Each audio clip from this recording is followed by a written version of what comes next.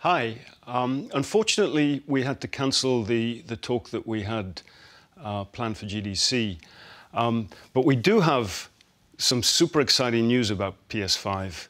And who better to bring that to you than the one and only Mark Cerny. Without further ado, over to you, Mark. Thank you, Jim. There will be lots of chances later on this year to look at the PlayStation 5 games. Today, I want to talk a bit about our goals for the PlayStation 5 hardware and how they influenced the development of the console. I think you all know I'm a big believer in console generations. Once every 5 or 6 or 7 years, a console arrives with substantially new capabilities. There's a lot of learning by the game developers, hopefully not too overwhelming, and soon there's games that could never have been created before. Now, it used to be that as a console designer, you'd somehow intuit what would be the best set of capabilities for the new console, and then build it in complete secrecy. For the PlayStation consoles, that period lasted through PlayStation 3, a powerful and groundbreaking console, but also one that caused quite a lot of heartache, as it was initially difficult to develop games for. So, starting with PlayStation 4, we've taken a different approach, roughly centered around 3 principles. The first of these is listening to the developers, which is to say that a lot of what we put into a console derives directly from the needs and aspirations of the game creators. We definitely do have some ideas of our own, but at the core of our philosophy for designing consoles is that game players are here for the fantastic games, which is to say that game creators matter. Anything we can do to make life easier for the game creators or help them realize their dreams, we will do. So, about once every 2 years, I take a tour of the industry. I go to the various developers and publishers, sit down, and discuss how they're doing with the current consoles and what they'd like to see in future consoles. This requires weeks on the road, as reaching the bulk of the game creators involves talking to well over 100 people at something like 24 publishers and developers. And it is incredibly valuable. By the way, the feature most requested by the developers, that was an SSD, which we were very happy to put in the hardware, but a lot of problem solving was required. I'll be doing a deep dive on the SSD and surrounding systems later on in this talk. It's also key to make a generational leap while keeping the console sufficiently familiar to game developers. I think about this in terms of balancing evolution and revolution. Now, with PlayStation 1, 2, and 3, the target was a revolution each time with a brand new feature set. That was great in many ways, but time for the developers to get up and running got longer with each console. In the past, I've called this time to triangle. Here's what I had for those 3 consoles. To be clear, I'm not talking about time to make a game. Developers will be ambitious, and it may take them 6 years or so to realize their vision. What I'm talking about is that dead time before graphics and other aspects of game development are up and running, and trying to minimize that. On the other hand, if we're trying to reduce that dead time to 0, that means the hardware architecture can't change at all. We're handcuffed. We need to judge for each feature what value it adds and whether it's worth the increase in developer time needed to support it. So with PlayStation 4, we were able to strike a pretty good balance between performance and familiarity. We got required learning back to PlayStation 1 levels. With PS5, the GPU was definitely the area we felt the most tension between adding new features and keeping a familiar programming model. Ultimately, I think we've ended up with something under a month of getting up to speed. That feels like we're striking about the right balance.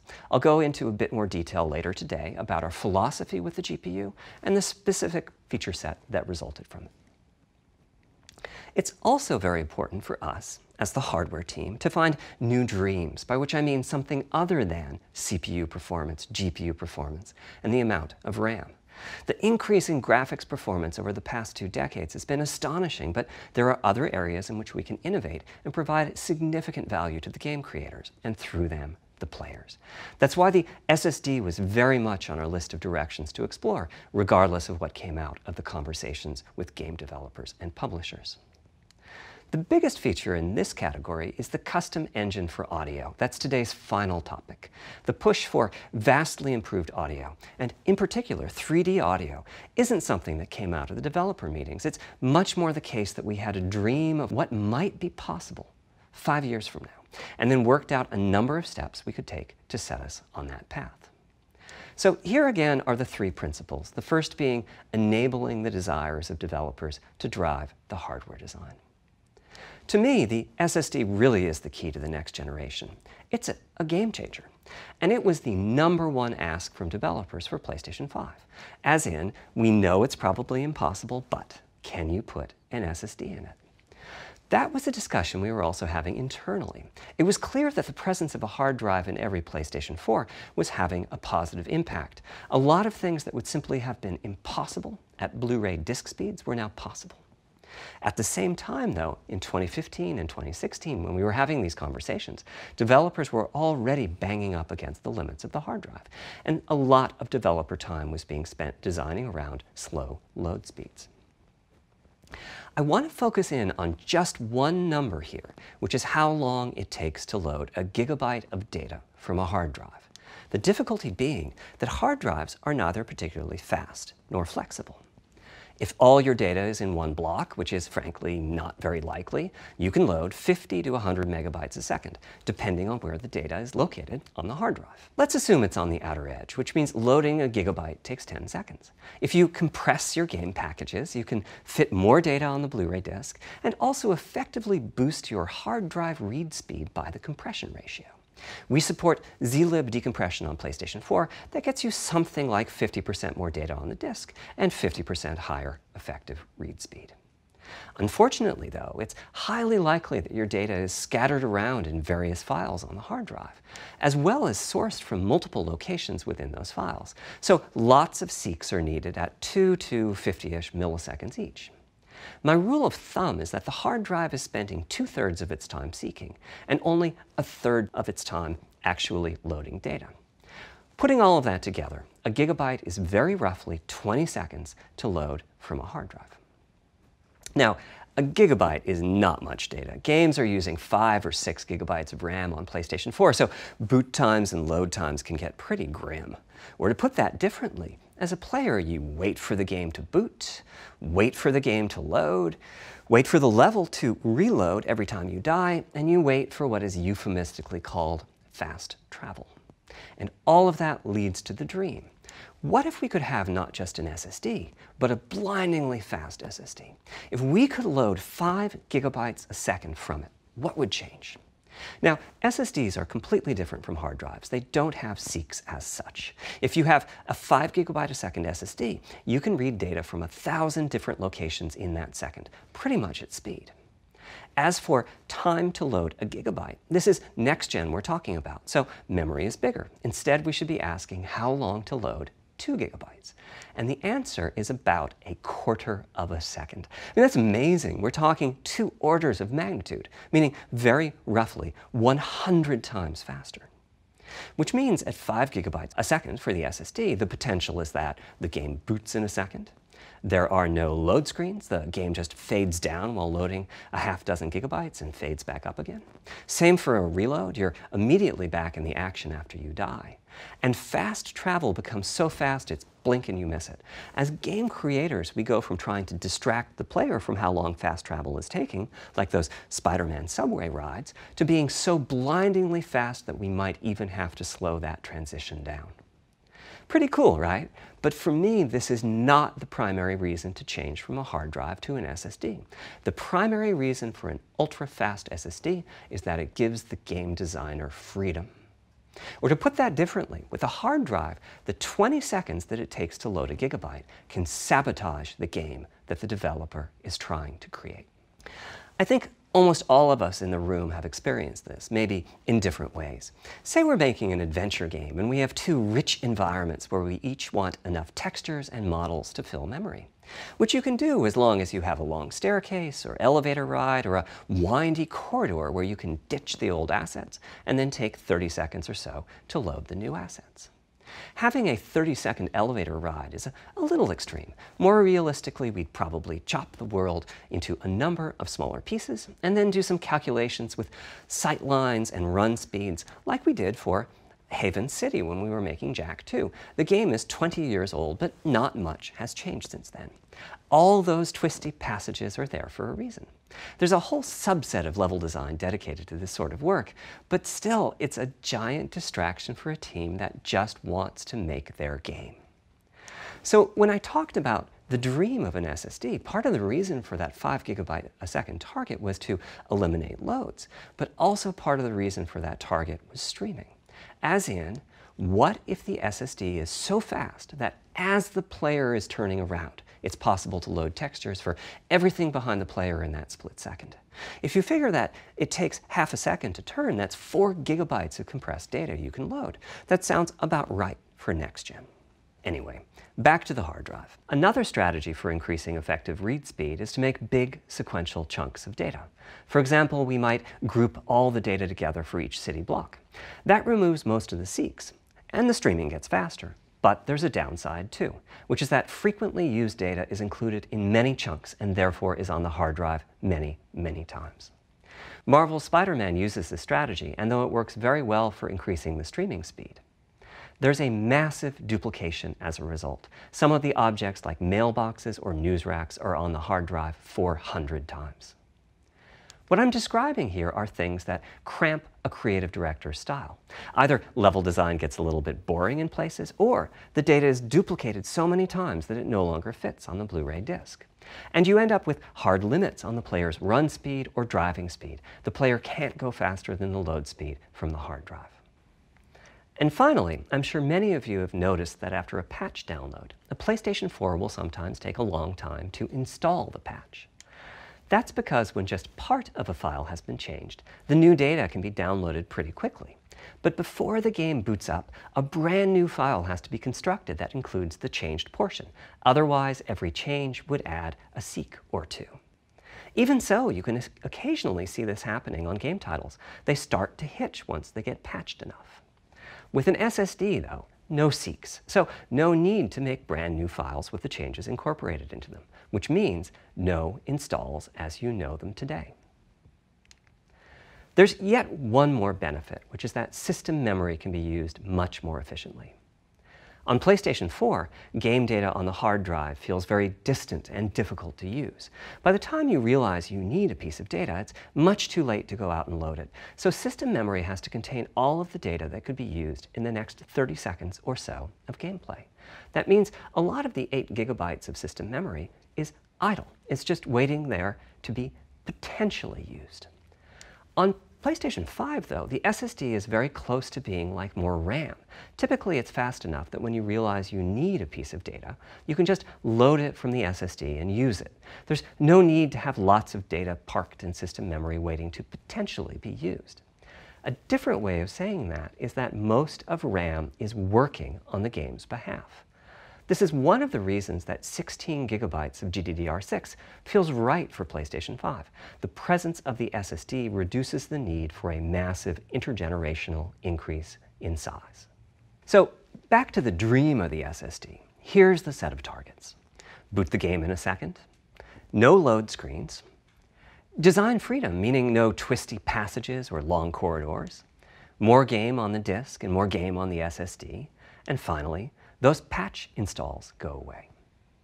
The reality, though, is that the SSD is just one piece of the puzzle. There's a lot of places where bottlenecks can occur in between the SSD and the game code that uses the data. You can see this on PlayStation 4. If I use an SSD with 10 times the speed of a standard hard drive, I probably see only double the loading speed, if that. For PlayStation 5, our goal was not just that the SSD itself be 100 times faster. It was that game loads and streaming would be 100 times faster. So every single potential bottleneck needed to be addressed. And there are a lot of them. Let's look at check-in and what happens when its overhead gets 100 times larger. Conceptually, check-in is a pretty simple process. Data is loaded into system memory from the hard drive or SSD. It's examined, a few values are tweaked to check it in, and then it's moved to its final location. At the SSD speeds we're talking about, that last part, moving the data, meaning copying it from one location to another, takes roughly an entire next-gen CPU core. And that's just the tip of the iceberg. If all the overheads get 100 times larger, that will cripple the frame rate as soon as the player moves, and that massive stream of data starts coming off the SSD. So to solve all of that, we built a lot of custom hardware, namely a custom flash controller and a number of custom units in our main chip.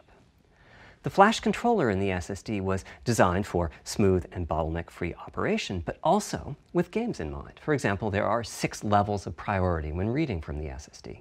Priority is very important. You can imagine the player heading into some new location in the world and the game requesting a few gigabytes of textures. And while those textures are being loaded, an enemy is shot and has to speak a few dying words. Having multiple priority levels lets the audio for those dying words get loaded immediately. On one side, that flash controller connects to the actual flash dies that supply the storage. To reach our bandwidth target of 5 gigabytes a second, we ended up with a 12-channel interface. 8 channels wouldn't be enough. The resulting bandwidth we've achieved is actually 5.5 gigabytes a second. With a 12-channel interface, the most natural size that emerges for an SSD is 825 gigabytes. The key question for us was, is that enough? I mean, it's tempting to add more, but flash certainly doesn't come cheap, and we have a responsibility to our gaming audience to be cost-effective with regards to what we put in the console.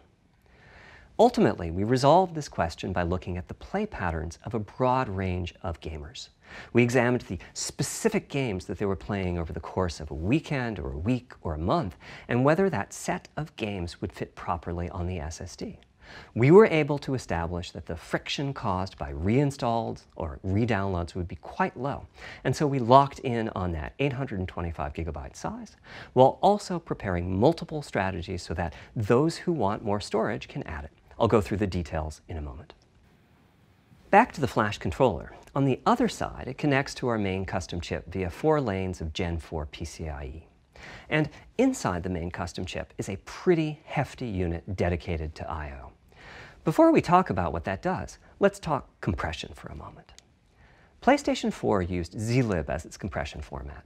We decided to use it again on PlayStation 5, but on my 2017 tour of developers, I learned about a new format called Kraken from Rad Game Tools.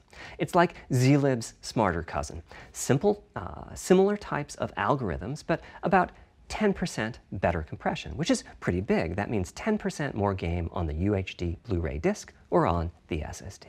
Kraken had only been out for a year, but it was already becoming a de facto industry standard. Half of the teams I talked to were either using it or getting ready to evaluate it. So we hustled and built a custom decompressor into the I/O unit, one capable of handling over 5 gigabytes of Kraken format input data a second. After decompression, that typically becomes 8 or 9 gigabytes, but the unit itself is capable of outputting as much as 22 gigabytes a second if the data happen to compress particularly well. By the way, in terms of performance, that custom decompressor equates to 9 of our Zen 2 cores. That's what it would take to decompress the Kraken stream with a conventional CPU. There's a lot more in the custom I/O unit, including a dedicated DMA controller. The game can direct exactly where it wants to send the data coming off of the SSD. This equates to another Zen 2 core or 2 in terms of its copy performance. Its primary purpose is to remove check-in as a bottleneck. There's 2 dedicated I/O coprocessors and a large RAM pool. These aren't Zen 2 cores. They're there principally to direct the variety of custom hardware around them. One of the coprocessors is dedicated to SSD I/O. This lets us bypass traditional file I/O and its bottlenecks when reading from the SSD. The other is responsible for memory mapping, which I know doesn't sound like anything related to the SSD, but a lot of developers map and remap memory as part of file I/O, and this too can become a bottleneck. There are coherency engines to assist the coprocessors. Coherency comes up a lot in places. Probably the biggest coherency issue is stale data in the GPU caches. Flushing all of the GPU caches whenever the SSD is read is an unattractive option. It could really hurt the GPU performance. So we've implemented a gentler way of doing things, where the coherency engines inform the GPU of the overwritten address ranges, and custom scrubbers in several dozen GPU caches do pinpoint evictions of just those address ranges. The best thing is, as a game developer, when you read from the SSD, you don't need to know any of this. You don't even need to know that your data is compressed. You just indicate what data you'd like to read from your original uncompressed file and where you'd like to put it, and the whole process of loading it happens invisibly to you and at very high speed. Back to the dream. Thanks to all of that surrounding hardware, our 5.5 gigabytes a second really should translate into something like 100 times faster I/O than PS4 and allow the dream of no load screens and super fast streaming to become a reality. Having said that, expandability of our SSD is going to be quite important. Flash is costly, and you may very well want to add storage to whatever we put in the console. Now, the kind of storage you need depends on how you're going to use it. If you have an extensive PlayStation 4 library and you'd like to take advantage of backwards compatibility to play those games on PlayStation 5, then a large external hard drive is ideal. You can leave your games on the hard drive and play them directly from there, thus saving the pricier SSD storage for your PlayStation 5 titles, or you can copy your active PlayStation 4 titles to the SSD. If your purpose in adding more storage is to play PlayStation 5 titles, though, ideally you would add to your SSD storage. We will be supporting certain M2 SSDs. These are internal drives that you can get on the open market and install in a bay in the PlayStation 5. As for which ones we support and when, I'll get to that in a moment. They connect through the custom I/O unit just like our SSD does, so they can take full advantage of the decompression, I/O coprocessors, and all the other features I was talking about. Here's the catch, though. That commercial drive has to be at least as fast as ours. Games that rely on the speed of our SSD need to work flawlessly with any M2 drive. When I gave the Wired interview last year, I said that the PlayStation 5 SSD was faster than anything available on PC. At the time, commercial M2 drives used PCIe 3.0, and 4 lanes of that cap out at 3.5 gigabytes a second. In other words, no PCIe 3.0 drive can hit the required spec. M2 drives with PCIe 4.0 are now out in the market. We're getting samples and seeing 4 or 5 gigabytes a second from them. By year's end, I expect there will be drives that saturate 4.0 and support 7 gigabytes a second. Having said that, we are comparing apples and oranges, though, because that commercial M2 drive will have its own architecture, its own flash controller, and so on. For example, the NVMe specification lays out a priority scheme for requests that the M2 drives can use. And that scheme is pretty nice, but it only has 2 true priority levels. Our drive supports 6. We can hook up a drive with only 2 priority levels, definitely, but our custom I/O unit has to arbitrate the extra priorities rather than the M2 drive's flash controller. And so the M2 drive needs a little extra speed to take care of issues arising from the different approach. That commercial drive also needs to physically fit inside of the bay we created in PlayStation 5 for M2 drives. Unlike internal hard drives, there's unfortunately no standard for the height of an M2 drive, and some M2 drives have giant heat sinks. In fact, some of them even have their own fans. Right now, we're getting M2 drive samples and benchmarking them in various ways. When games hit beta as they get ready for the PlayStation 5 launch at year-end, we'll also be doing some compatibility testing to make sure that the architecture of particular M2 drives isn't too foreign for the games to handle. Once we've done that compatibility testing, we should be able to start letting you know which drives will physically fit and which drive samples have benchmarked appropriately high in our testing. It would be great if that happened by launch, but it's likely to be a bit past it, so please hold off on getting that M2 drive until you hear from us. Okay, back to our principles. Balancing evolution and revolution is the second of them. This was definitely a recurring theme with the GPU. We need new GPU features and capabilities. If we only have more performance, it's not really a new generation of console. Of course, many of these capabilities result in more performance. That's part of why a PlayStation 5 teraflop is more powerful than a PlayStation 4 teraflop. But we aren't just looking for the performance. We also need the ability to do something with the GPU that could not have been done before. And we need higher performance per watt. Every time we double the performance of some GPU component, we don't want to find out we've doubled the power consumed and the heat produced.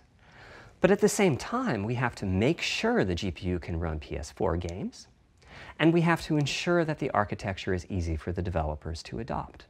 Now, backwards compatibility was handled masterfully by AMD. They treated it as a key need throughout the design process. As our solution to adding new features without blindsiding developers, we made sure that if there were new significant features, it would be optional to use them. The GPU supports ray tracing, but you don't have to use ray tracing to make your game. The GPU supports primitive shaders, but you can release your first game on PlayStation 5 without making any use of them. Before I get into the capabilities of the GPU, I'd like to make clear 2 points that can be quite confusing. First, we have a custom AMD GPU based on their RDNA 2 technology. What does that mean? AMD is continuously improving and revising their tech. For RDNA 2, their goals were, roughly speaking, to reduce power consumption by re-architecting the GPU to put data close to where it's needed, to optimize the GPU for performance, and to add a new, more advanced feature set. But that feature set is malleable, which is to say that we have our own needs for PlayStation, and that can factor into what the AMD roadmap becomes. So collaboration is born. If we bring concepts to AMD that are felt to be widely useful, then they can be adopted into RDNA 2 and used broadly, including in PC GPUs. If the ideas are sufficiently specific to what we're trying to accomplish, like the GPU cache scrubbers I was talking about, then they end up being just for us. If you see a similar discrete GPU available as a PC card at roughly the same time as we release our console, that means our collaboration with AMD succeeded in producing technology useful in both worlds. It doesn't mean that we as Sony simply incorporated the PC part into our console. This continuous improvement in AMD technology means it's dangerous to rely on teraflops as an absolute indicator of performance, and CU count should be avoided as well. In the case of CPUs, we all understand this. The PlayStation 4 and PlayStation 5 each have 8 CPUs, but we never think that meant the capabilities and performance are equal. It's the same for CUs. For one thing, they've been getting much larger over time. Adding new features means adding lots of transistors. In fact, the transistor count for a PlayStation 5 CU is 62% larger than the transistor count for a PlayStation 4 CU. Second, the PlayStation 5 GPU is backwards compatible with PlayStation 4. What does that mean? One way you can achieve backwards compatibility is to put the previous console's chipset in the new console, like we did with some PlayStation 3s, but that's of course extremely expensive. A better way is to incorporate any differences in the previous console's logic into the new console's custom chips, meaning that even as the technology evolves, the logic and feature set that PlayStation 4 and PlayStation 4 Pro titles rely on is still available in backwards compatibility modes. One advantage of this strategy is that once backwards compatibility is in the console, it's in. It's not as if a cost down will remove backwards compatibility like it did on PlayStation 3. Achieving this unification of functionality took years of efforts by AMD, as any roadmap advancement creates a potential divergence in logic. Running PS4 and PS4 titles at boosted frequencies has also added complexity. The boost is truly massive this time around, and some game code just can't handle it. Testing has to be done on a title-by-title basis. Results are excellent, though. We recently took a look at the top 100 PlayStation 4 titles as ranked by playtime, and we're expecting almost all of them to be playable at launch on PlayStation 5. With regards to new features, as I said, our strategy was to try to break new ground, but at the same time not to require use of the new GPU capabilities. For more than a decade, GPUs have imposed a restriction on game engines.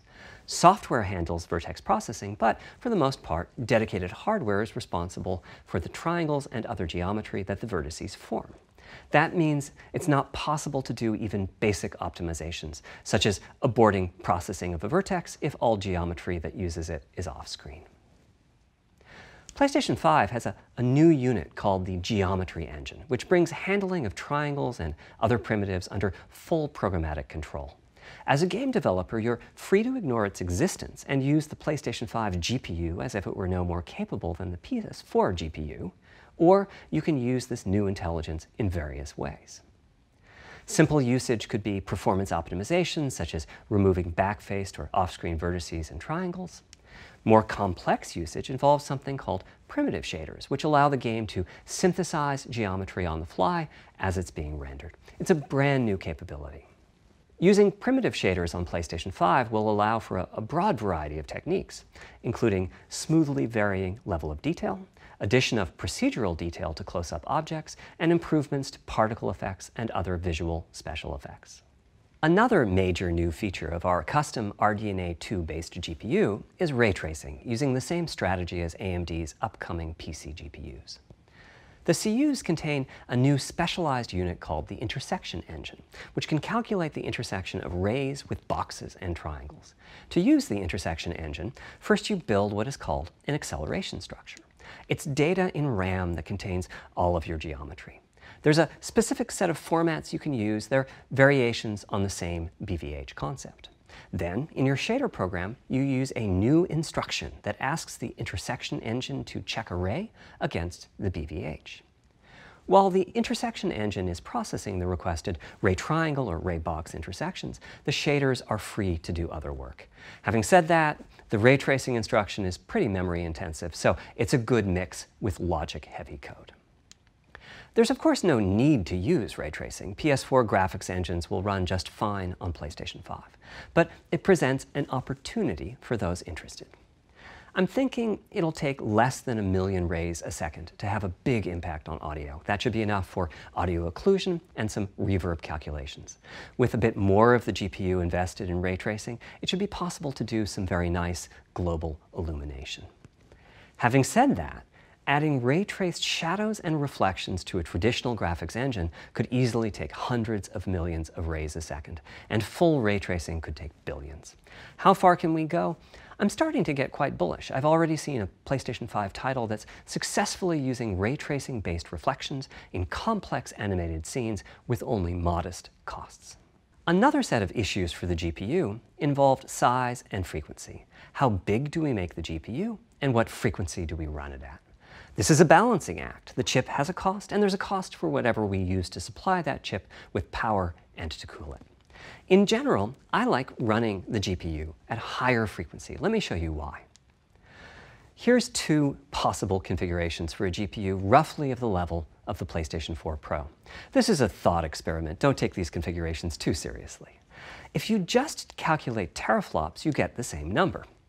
But actually, the performance is noticeably different because teraflops is defined as the computational capability of the vector ALU.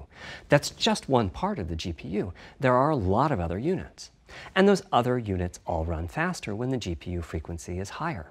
At 33% higher frequency, rasterization goes 33% faster. Processing the command buffer goes that much faster. The L2 and other caches have that much higher bandwidth, and so on. About the only downside is that system memory is 33% further away in terms of cycles. But the large number of benefits more than counterbalance that.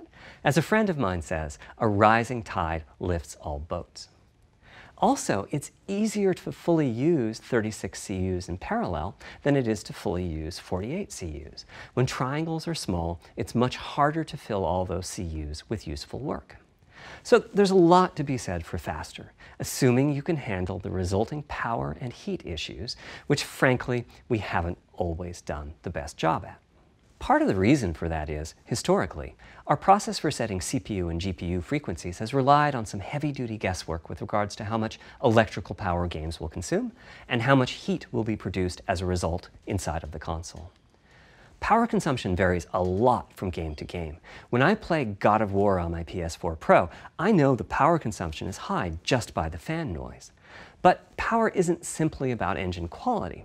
It's about the minutiae of what's being displayed and how.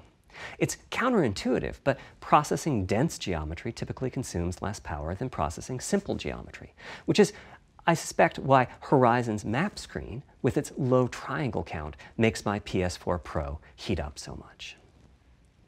Our process on previous consoles has been to try to guess what the maximum power consumption during the entire console lifetime might be, which is to say, the worst-case scene in the worst-case game, and prepare a cooling solution that we think will be quiet at that power level. If we get it right, fan noise is minimal. If we get it wrong, the console will be quite loud for the higher power games, and there's even a chance that it might overheat and shut down if we misestimate power too badly. PlayStation 5 is especially challenging because the CPU supports 256-bit native instructions that consume a lot of power. These are great here and there, but presumably only minimally used. Or are they? If we plan for major 256-bit instruction usage, we need to set the CPU clock substantially lower or noticeably increase the size of the power supply and fan.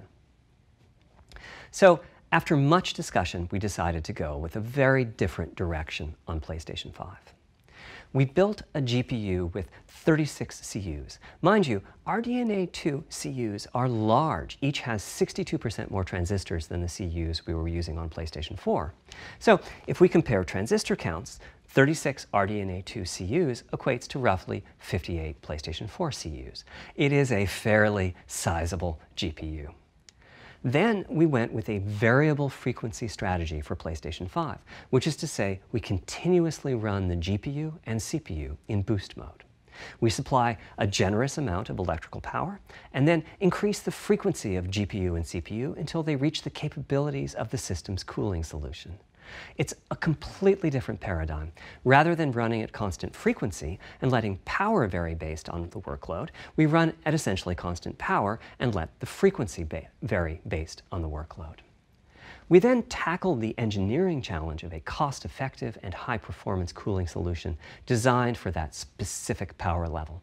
In some ways, it becomes a simpler problem because there are no more unknowns. There's no need to guess what power consumption the worst-case game might have. As for the details of the cooling solution, we're saving them for our teardown. I think you'll be quite happy with what the engineering team came up with. So, how fast can we run the GPU and CPU with this strategy? The simplest approach would be to look at the actual temperature of the silicon die and throttle the frequency on that basis. But that won't work. It fails to create a consistent PlayStation 5 experience. It wouldn't do to run a console slower simply because it was in a hot room. So rather than look at the actual temperature of the silicon die, we look at the activities that the GPU and CPU are performing and set the frequencies on that basis, which makes everything deterministic and repeatable.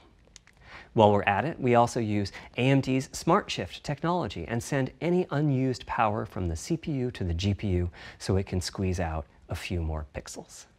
The benefits of this strategy are quite large. Running a GPU at 2 GHz was looking like an unreachable target with the old fixed frequency strategy. With this new paradigm, we're able to run way over that. In fact, we have to cap the GPU frequency at 2.23 GHz so that we can guarantee that the on-chip logic operates properly. 36 CUs at 2.23 GHz is 10.3 teraflops, and we expect the GPU to spend most of its time at or close to that frequency and performance. Similarly, running the CPU at 3 GHz was causing headaches with the old strategy.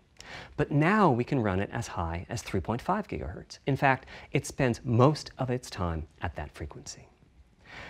That doesn't mean all games will be running at 2.23 GHz and 3.5 GHz. When that worst-case game arrives, it will run at a lower clock speed, but not too much lower. To reduce power by 10%, it only takes a couple of percent reduction in frequency, so I'd expect any downclocking to be pretty minor. All things considered, the change to a variable frequency approach will show significant gains for PlayStation gamers. The final of our 3 principles was about finding new dreams. It's important for us on the hardware team to find new ways to expand or deepen gaming, and that's what led us to a focus on 3D audio. As players, we experience the game through the visuals, through audio, and through the feedback we receive from the controller, such as rumble or haptics. Personally, I feel a game is just dead without audio. Visuals are, of course, important, but the impact of audio is huge as well. At the same time, the audio team on a game project has to do a lot with a little. For example, on PlayStation 4, there's fierce competition for the Jaguar CPU cores.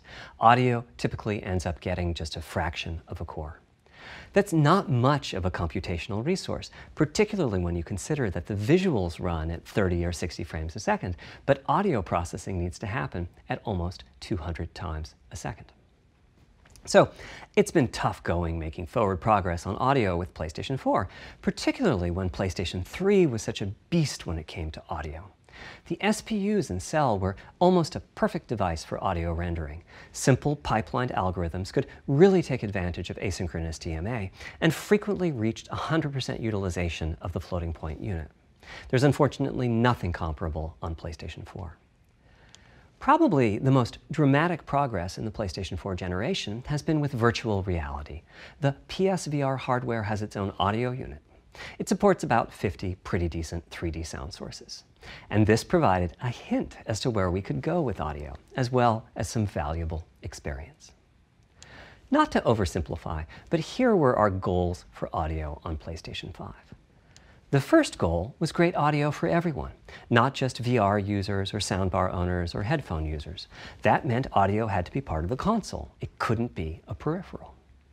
The second goal was to support hundreds of sound sources. We didn't want developers to have to pick and choose what sounds would get 3D effects and which wouldn't. We wanted every sound in the game to have dimensionality. And finally, we wanted to really take on the challenges of presence and locality. Now, when we say presence, we mean the feeling that you're actually there. You've entered the matrix.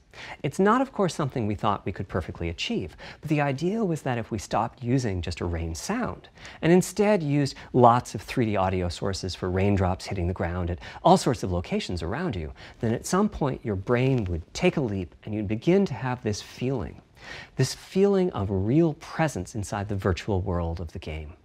This has the capacity to affect your appreciation of the game, just like music in a game does. The concept of locality is simpler. It's just your sense of where the audio is coming from, to the right of you, behind you, above you. This can immerse you further in the game, and it can also directly enhance the gameplay. To use Dead Space as an example, I know, old school, you're fighting enemies in fairly dark, spooky locations. Back in the day, if you played the game using the TV speakers, you could tell that there was one last enemy growling and hunting you down, but it was difficult to tell quite where that enemy was. With headphones, you could tell that the enemy was somewhere on the right, which let you deduce, if you couldn't see it, that it must be somewhere behind and to your right. But with 3D audio with good locality, the idea is you know the enemy is precisely there, and you turn and you take it out. So, how do we know where a sound is coming from in the first place?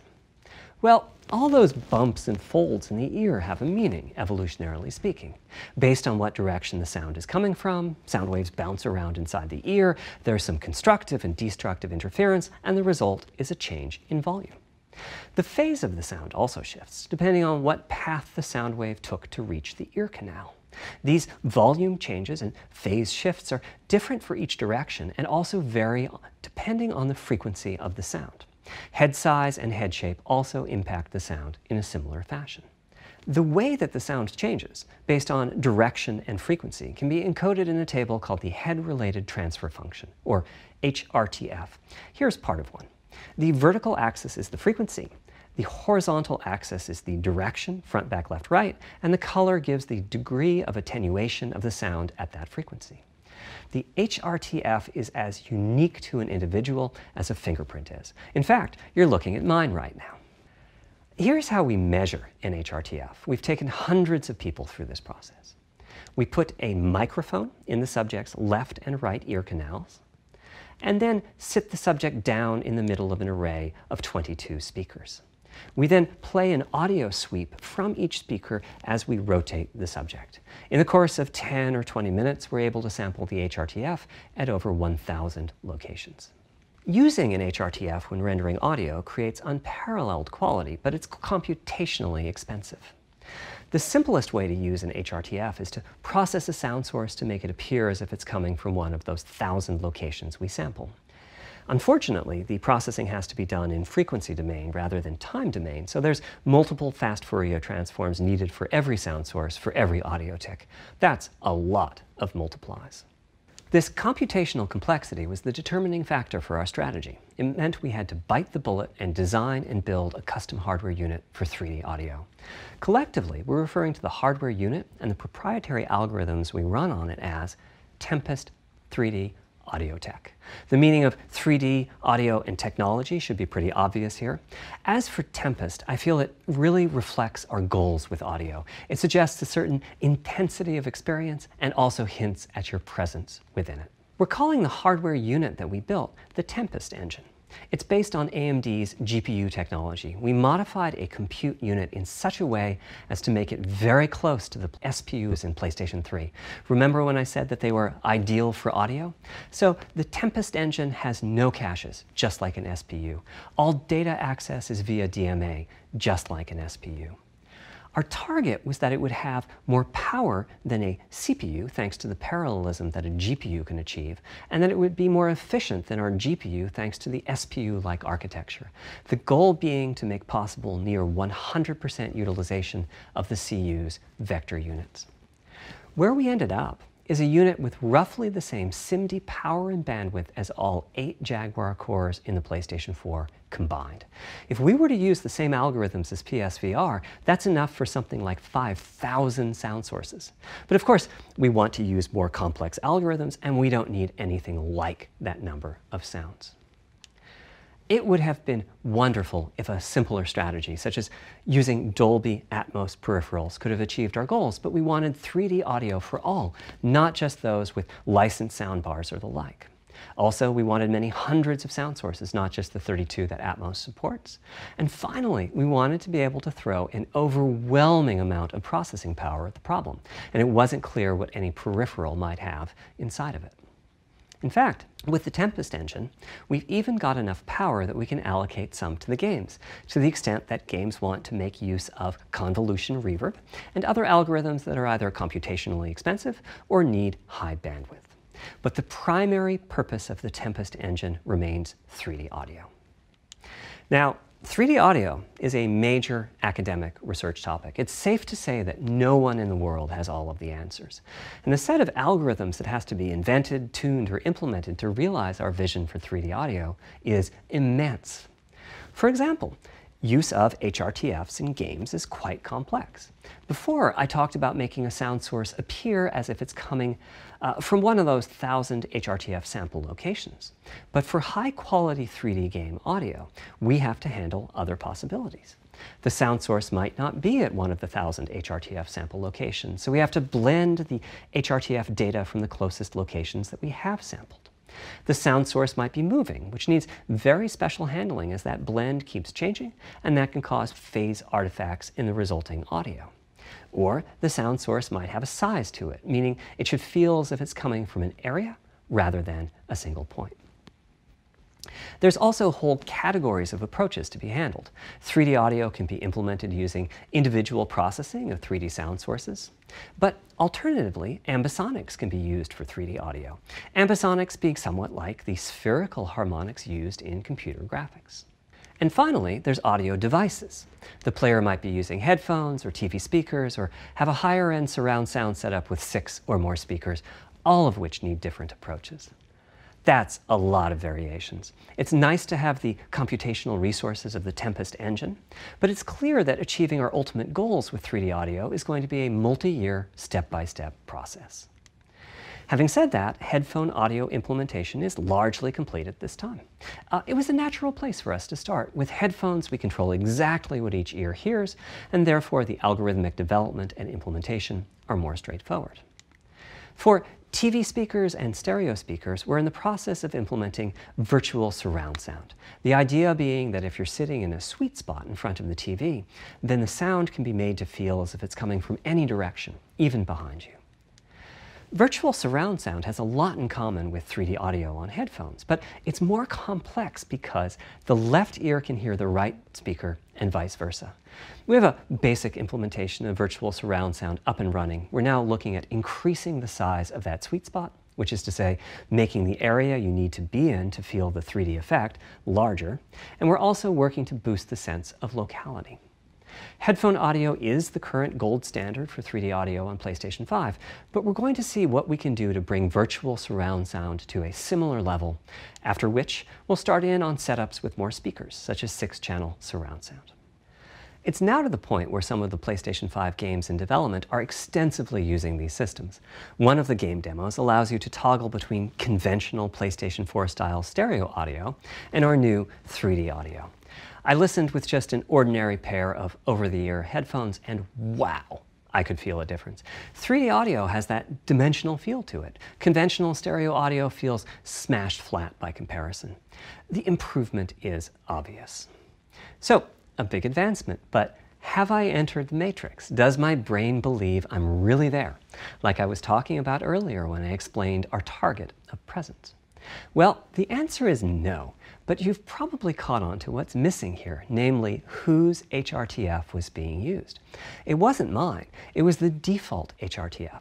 The audio team analyzed the hundreds that they measured and chose the one they felt was the closest fit to the total game-playing audience. This shows a piece of the default HRTF on the left and my HRTF on the right. You can see that the general features are much the same, but the details are quite different. With the default HRTF, as I said, the 3D audio sounds pretty great. When I use my HRTF, though, the audio reaches a higher level of realism, which is to say that when using headphones and my HRTF, I occasionally get fooled and even think a sound is coming from the real world when it's actually coming from the game. A corollary to this is that there are a few people whose HRTFs are sufficiently far from the default HRTF, that's the red dot here, that they can toggle between PS4 style and PS5 style audio and not sense much difference. I've had a few people describe the PlayStation 5's 3D audio as sounding like a bit better stereo audio. Presumably they're the ones at the very edges of this diagram. Which means what HRTF you're using is key. I'd like everyone to be able to experience what I'm experiencing, but obviously it's not possible to measure the HRTF of every PlayStation user. That means HRTF selection and synthesis are going to be big topics going forward as the Tempest technology matures. At PlayStation 5 launch, we'll be offering a choice of 5 HRTFs. There's a simple test where you pick the one that gives you the best locality. That's just the first step, though. This is an open-ended research topic. Maybe you'll be sending us a photo of your ear and we'll choose a neural network to pick the closest HRTF in our library. Maybe you'll be sending us a video of your ears and your head and we'll make a 3D model of them and synthesize the HRTF. Maybe you'll play an audio game to tune your HRTF. We'll be subtly changing it as you play and home in on the HRTF that gives you the highest score, meaning that it matches you the best. This is a journey we'll all be taking together over the next few years. Ultimately, we're committing to enabling everyone to experience that next level of realism. Hopefully, I've been able to illustrate a bit about our design and decision-making process today and why PlayStation 5 has the feature set that it does.